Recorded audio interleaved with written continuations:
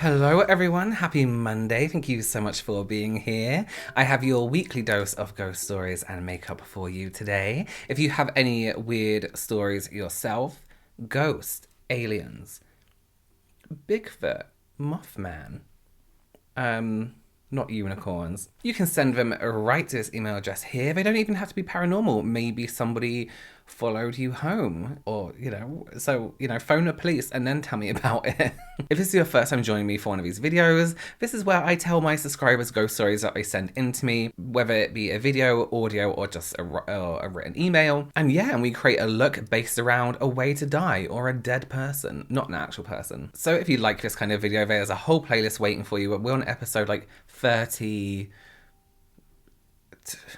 This series is very much based on Bailey Sarian's Murder, Mystery and Makeup Monday. If you haven't watched her videos before, go ahead and check them out. I'll leave a link in the description below, although I'm very sure you have. Okay, so today's theme is I am your grandparent, grandmother, grandfather, whoever, and I'm known to be that person who wears crazy makeup, but they're a really nice person.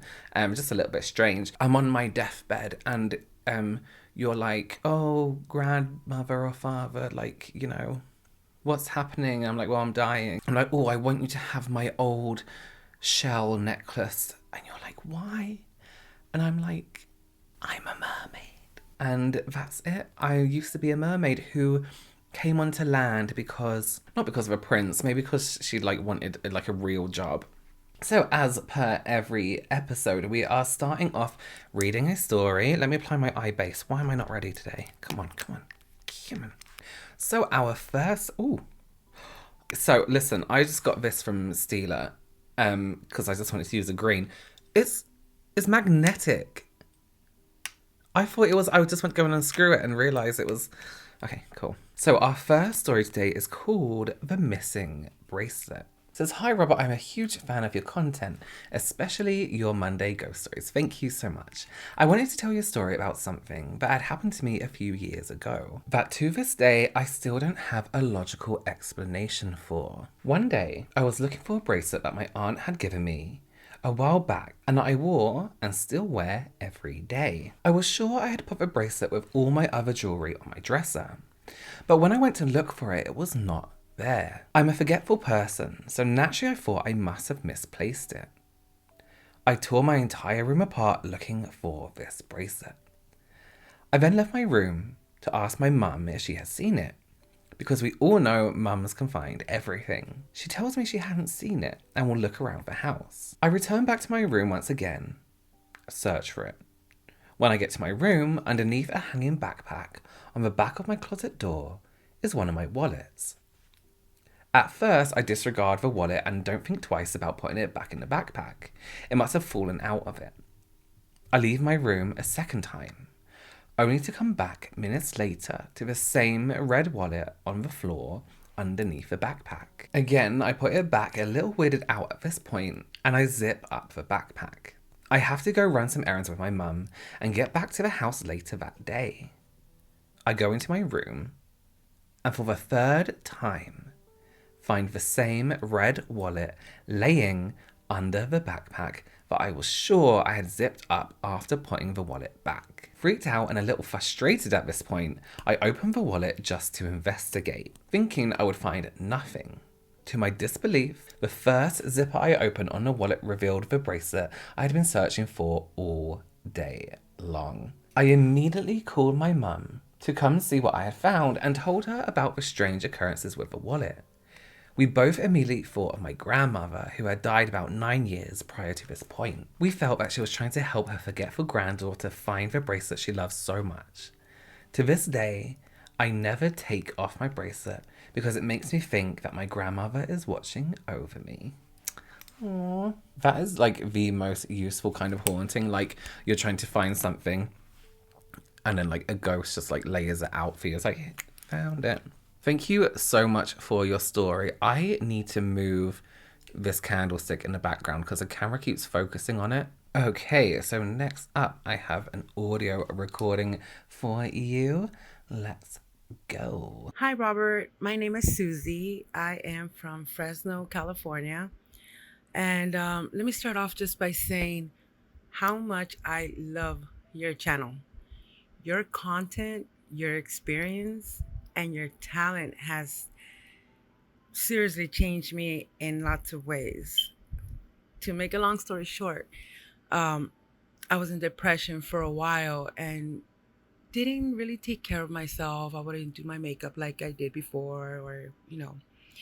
And watching your content, the way you do your makeup and how you've helped others with your tips definitely helped me. So thank you for that. Okay, so let me get to the ghost story. I have so many ghost stories. I think you would fall out of your chair if you knew all the experiences I've had in my life. But this story just seriously blew my mind. So I come from a traditional Catholic family. There's a saying my mom always tells me. She's always telling me that when a family or somebody gets closer to God, the devil gets angry. Excuse me. And I think that's where the story begins because I guess I started reading the Bible and I started, you know, trying to learn a little bit more of God.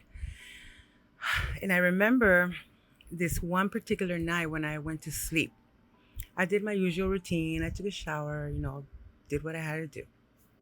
Now, know this, I have my vanity and everything on my left hand side of my bed. So the chair is literally right next to my bed where I sleep. And I remember as soon as I fell asleep, I don't know if this happened for real or if this was a dream, but it was so vivid, Robert. It was so real. I remember something lift me up from the top part of my body, my upper body, and somehow I landed on somebody's lap. And I shut my eyes as soon as I felt the lift of my body. When I landed on that person's lap, I opened my eyes and realized that it was a man with horns, white and reddish eyes, with the most scariest expression on his face that I've ever seen on anybody's face in my life. He looked so scary to where I honestly think it was a devil or a demon. I looked at him straight in his eyes and he gave me the worst smile ever. He looked at me and he started to laugh. I don't know how I did it, or I don't know, but somewhere in my body, being frozen as it was of fear, I started to pray inside my head, and the moment I started, Heavenly Father up in heaven, oh, that was it. I felt him literally through me. And I'm 5'9". I am a pretty big girl. I'm 5'9" and I weigh 175. So that just tells you what a big girl I am. He lifted me and threw me back into the bed, like literally just lift me. And that's when I realized, oh my God, I either woke up or realized what I just saw. I still remember just holding on to my husband and just telling him, don't let me go. Just don't let me go and don't let me tell you what happened. Just leave it at that. But yeah, that's my story, Robert. And I would be honored if you tell it to somebody. So I really appreciate you reading my story or listening to my story. But it was one of the most scariest moments of my life. Again, Robert, thank you so much for your content and God bless. Thank you. Bye-bye. Wow. Thank you so, so much for sending that in, first of all. And thank you so much for your kind words. I'm so happy I can be a part of your life in such an impactful way. That really does mean a lot to me. Ooh.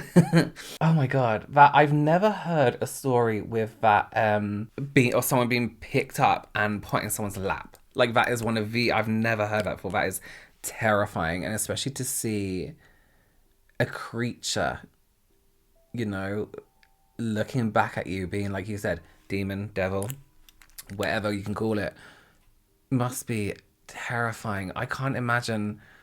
Oh, I don't know. I wouldn't be able to go back to sleep. Not just at night, but I mean, like, for weeks. Like, I wouldn't be able to sleep for weeks. Thank you so, so much again for sending it in. Listen, if anyone has more than one story, don't be shy. Send them all in if you want to. Not in one email, like, spread them out for me. Keep me on edge. But I'm trying to get, like, a wet, like, oh, I'm a fish. But not a fish. But is it insulting to call mermaids fish? I don't know. They're not real. They're not offended. Are they? I don't know. Ugh. Are you a mermaid and offended by me saying the word fish instead of mermaid? Okay, our next story today is called Fiji's Death Row. So it says, "Hi Robert, hi. Absolutely love your channel and I'm so here for your Ghost Stories Makeup Monday. Thank you. These stories aren't mine. They're from two really good friends of mine who both live in Fiji. Until this day, every time I think of these stories, I always get a chill down my spine. There is a road located off the main island of Fiji called Sigatoka Road. It's a fairly long road that connects a few cities, and it consists of a lot of sharp turns and narrow roads, all of which pass through this jungly forest area of the island. Although the road is quite dangerous, it's used by many people very, very often, so this was very unusual for him. One day, a few years ago, when my friend, let's call him C, worked as a driver, he was passing through on the Sigatoka Road quite later than he usually would at night when he started to notice that there hadn't been a vehicle in sight for quite some time. He thought nothing of it at the time and continued driving. After a few more minutes of driving, C was approaching a turn which curved around a mountain when he noticed a dark, shadowy figure appear a few meters in front of him. There have been many tales told about this road and to never acknowledge the presence of anything beyond the ordinary while passing through it, regardless of the time of day. He kept this in mind and continued on driving, eventually passed right through the shadow. But even after he passed, he could still see the shadow was still there through the car's side mirror. Another 5 to 10 minutes of driving, C assumed whatever that thing was gone. But as he went back to check his mirrors, he observed the middle car mirror. C had multiple encounters with the supernatural and believes in ghosts and spirits, however never really got scared for them or frightened. Believe me, I could hear it in the tone of his voice that this encounter shook him to bits. I love a story about a haunted road. I don't know what it is. Haunted roads, haunted bridges, ghost cars. I just think they're so, so great. Thank you so much for sending that in. And that was terrifying, so thank you. Well, it's that time of the week again when my brother joins us, Marcus, and he reads us a story. Or a stories, whatever he's got. Let's have a look. Hi, Robert. I noticed a lot of people asking if you're going to read their story yet. They sent it in like a few weeks or months ago. We're still in February with these stories. There's so many, so we've got a lot to do. I'm going to read one for you today called The Haunted Bed. Hi Robert, I recently found your channel and I'm really enjoying your content. You're very funny and talented. Is he, Mo?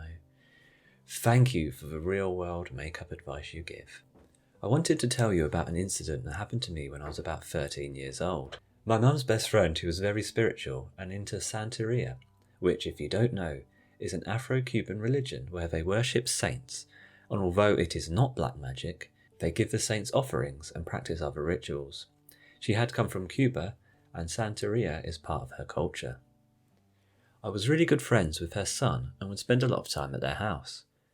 We'd spent the day hanging out, playing video games and watching movies. At around midnight he was tired, and we decided to go to bed. He went to his mum's room and I stayed in his room. As I was dozing off, I heard the bed in the front room squeaking. It was like someone was restless and couldn't get comfortable. Her husband worked the overnight shift and usually got home at 4 a.m.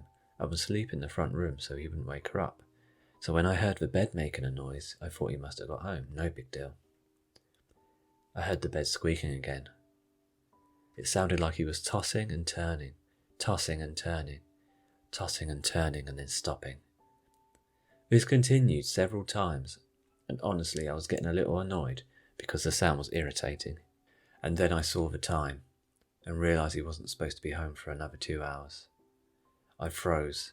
The squeaking in the bed would not stop and went on for what seemed like forever. All I know is at one point I covered my head and laid there terrified.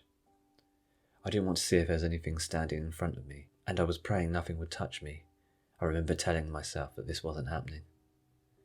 The next morning I told my mum's friend what had happened, and she dismissed it as I must have been dreaming, or the movie we had watched had played a trick on my mind. Well, several months later she came to me and says, "You remember that night you were in my house, and you kept hearing that bed make noise, as if someone was tossing and turning?" Well, I just found out the bed and mattress were given to me by somebody, and that person's mother had passed away from a heart attack in that bed. At that point, every hair on my body stood on end and my eyes watered. What I had been hearing that night was this woman's last painful moments on earth, having a heart attack, tossing and turning, and then death. My mum's friend apologised for dismissing me that day because she didn't know the history of the bed. She immediately got rid of that bed and the mattress. Well, there you go, Robert. That was the story called... Oh my god. Well, it looks like something got hold of Marcus there, but life goes on. Thank you so much for sending in that story. That is terrifying, but also kind of sad. It kind of makes you think, like, is that like an option to relive over and over again the moments of your death? I mean, that's not something I would want to do personally. Okay, our next story is called The Dream Premonition. I had many encounters where I dream about something, and while in my sleep, I get anxiety. And I know it's something I have to mention. It's difficult to explain, but one of those ones that tears me up still is when I was 21. I dreamt about getting a phone call saying Christian just passed away. And I remember asking, what? What do you mean? As I knew 2 Christians from kindergarten.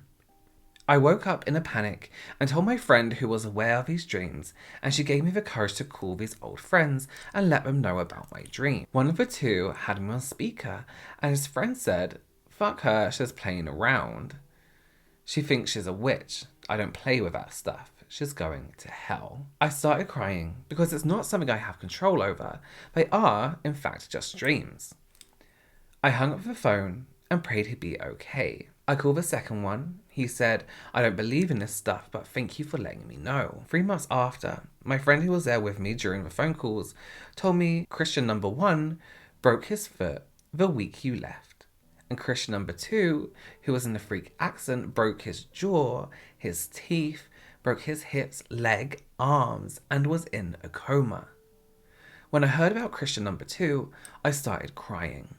I called him immediately, and he said, "Because of what you dreamt, I'm alive." I didn't want to take a chance, so I always went places with someone. I didn't want to be alone. On the day of the accident, I crossed the street between cars and didn't see that one was going too fast. The driver didn't stop, and no one was around except for my friend, who I begged to come with me to the store. If he hadn't been there, I could have died. He worked CPR until paramedics arrived, and they said if a call didn't come when it did, he'd be dead. I enjoy your videos, and I'm learning a lot more to what I already knew. Thank you. Thank you so much. That's a crazy story. It's weird. Oh my god, I keep thinking that I'm seeing things from the side of my eye. It must be a difficult, like, I wouldn't have the guts to be like, listen, phoning somebody who I haven't seen for years and phoning them and being like, I kind of had this dream. Okay, I'm going to pop on some lashes. And while I am doing that, we have a video story. Let's go. My little set. I am not a YouTuber. I don't film myself at all, but I felt like I had to do something, and I also lost natural light, so we're gonna make it seem like this was all part of the plan. But anyways, okay, so the story that I'm going to tell you took place in November of 2018, and I was with my sister, brother, and niece, and we decided to go on a drive in this area where we don't usually go. I'm going to send Robert some pictures, so you guys will have some visuals. But so basically we went on a drive, and it's a long, narrow road. No one goes out there ever. There's nothing out there. It's like, I looked online, and it's like just under 70 acres, and there is one house out there and one road that goes to it. So one person lives there, no one's out there. Anyway, so we're out there, and we're in my brother's truck, and we get, I don't even know how far down the road, but pretty far down, further than I've ever been. And he's in a 4-wheel drive truck, but even at that point, it started to get to the point where we're like, we don't want to get stuck. Maybe we should turn around. So we go to turn around. And the other thing that makes this story so spooky is that there were 3 other people there who saw it with me. It's not like, oh, one of us saw something. No, like all of us saw it. All of us were absolutely creeped out, and all of us got a weird vibe. So what happened was, we were driving, turning around, everything was fine. There were no other cars on the road, obviously, because no one goes down there. And we look ahead in the distance, and the thing that was so weird about it, and that we agreed, is that this just like came out of nowhere. And this is a long, straight path where you can see right ahead, and just like out of nowhere, we see these headlights, and it was very distinctly an old red sedan of some sort, or just old red car. I don't know necessarily sedan, but it had like long rectangular shaped headlights, which also is a further indication of the age of the vehicle, because most modern vehicles don't have headlights like that. Anyway, so my niece says really quickly, like, Ray, my brother's name, Ray, look ahead, there's a car down there, like, watch, like, should we pull aside or whatever? Because it came out of nowhere, and it seemed like it was coming really fast towards us. And he's like, oh no, it's okay, like, there will be room for us to pull over or whatever. And then all of a sudden, the car takes like the hardest, fastest, what would be their right, our left. And we were just like so confused, because like I'm saying, like it's just a straight road. Also, I'd like to apologize. I'm from California. I say like every other word. It's probably distracting. Anyone from California is gonna like laugh at me and get it. But anyways, okay, sorry. So yeah, so anyway, so we were driving, and we're like, God, like where did that car go? It's just a straight path. Like there's nowhere else for them to go. And we drive, and we go, and we see, and we continue going straight, and we do not see the car. The car is nowhere to be seen. Like, where did this car go? There's nowhere for the car to go. And there's nothing. There's nowhere for the car to go. And then we keep driving, and then further down the road, we ended up seeing like a green Jeep SUV of some sort, but it was very much a red sedan. That was obviously not what we saw. All of us saw a different vehicle. And we all just got this really spooky feeling about it. And another thing that was really odd about it was like it was kind of grainy looking. I don't know how else to describe it. Like it wasn't super clear. And even though it was a foggy day, and I understand that like that's going to like distort how it looks, there was something different about it. And the other thing, like when all of us saw the car, like I don't know about other people, but I don't know, I have had enough ghostly experiences when you just know when something is not, I don't want to say like human, but not like, it's not from the realm, it's not in the same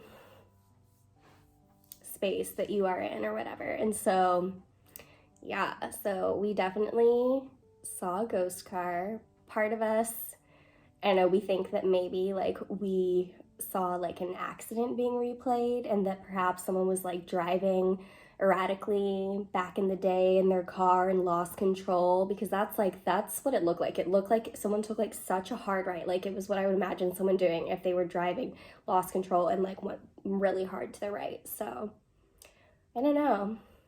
That's it. I'm gonna send you some more stories, but I feel like this is my first go around, and I know that you need this really soon. I hope I'm not too late. But I adore you, Robert. You're my favorite YouTuber. And yeah, thank you for listening to my story. I hope it spooked you guys out a little bit. Toodaloo. Thank you so much for sending that in. Perfect candles, by the way. Perfect set out. How weird, I was talking about Ghost Car earlier. I love that story. I need to change these lashes in a minute. Let's take these off. They're bigger than I thought. Yeah, that's the thing. Again, a moment in history repeating itself, and I don't like that. It scares me, because it's like, does that mean the person's history and the way they died is also repeating itself, going on forever and ever and ever?